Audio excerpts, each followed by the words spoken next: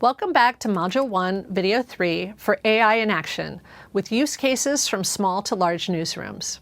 Hank Sims is the editor-in-chief technologist of Lost Coast Outpost, an online publication that serves Humboldt County, California. Hank is a quintessential tinkerer. If something new comes out, he jumps right in. When OpenAI released DALL-E in July of 2022, Sims put it to work on his website right away. He said it costs about 5 cents and 30 seconds to produce an image. He said he hasn't put any artists out of work because he's never hired an artist. He's never had the time or money to hire an artist. He usually needs an image now, and he's found that DALL-E can deliver. He also put GPT-3 to work. This was before the ChatGPT frenzy. He set up scrapers for public meeting agendas and then stitched GPT-3 to create a summary of the agenda. For fun, and I do like tech that expresses some form of whimsy, you can read the summary as a sea shanty, or Scooby-Doo, or 48 other summary types. Importantly, he indicates the use of these technologies in the image cut line and below the meeting. Scott Broderick, founder of Virginia-based Local News Now, has created an AI-generated morning newsletter to subscribers. He used GPT-4, Zapier, Airtable, and RSS. He brought in a developer at the end to connect it to his email service. He's also thinking of experimenting with AI to look for typos. I've also heard from local news organizations that confess to using ChatGPT to generate summaries, create outlines, develop keywords, add hashtags, brainstorm for headlines, and the rapid construction of HTML. One of the publications in the United States that covers the journalism industry is Nieman Lab. This year, they started to use Midjourney for the hero image on website articles. In the cut line, it lists the prompt and the tool. The online publication Semaphore had interviews with Ukrainians about the war and hired an artist to create interstitial B-roll. The Australian artist, Keir Spilsbury, created the animation using Stable Diffusion. She said it took her about 40 hours of prompting. Я Сергей Сотниченко, житель Ирпеня.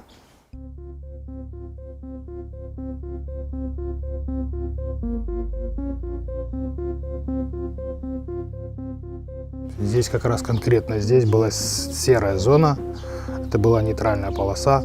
Вот там направо была украинская армия, вот там слева была русская, посередине здесь летали бомбы, мины. Бомбы, мины, бомбы, мины, бомбы, мины, бомбы, и так вот. AP's Local News AI initiative has open-sourced 5 AI projects for newsrooms to use. The codebase is free, but it may take a technologist or two and some training to get these working in your newsroom. These 3 projects have GPT 3.5 components.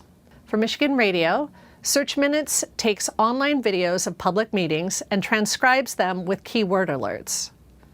With WFMZ-TV in Pennsylvania, we created a sorting mechanism for the hundreds of emails received daily on the assignment desk. AI determines, after some training by people in the newsroom, if there's a credible news event and adds it to the coverage planner. With KSAT-TV in San Antonio, Texas, we composed basic digital stories from video interviews and features selected by editors. The AI summarizes these videos and automatically adds them to their CMS. For these next 2 projects, we used the less risky AI with templatized natural language generation because the topics were too important to leave to chance.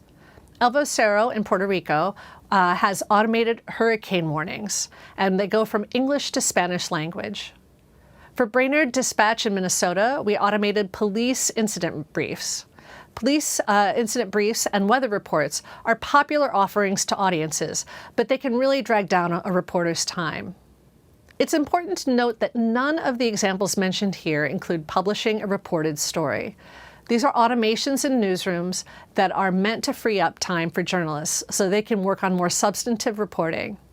These examples I hope you'll find inspiring and maybe take some of the concern around hallucinations and robots taking reporting jobs. You'll also notice that these examples are not national or international newsrooms. These are small and local newsrooms experimenting and sharing their results. The technology is on sale right now and is more accessible than ever before. If you can bake a cake, you can use generative AI. I'm always on the lookout for the next Hank Sims.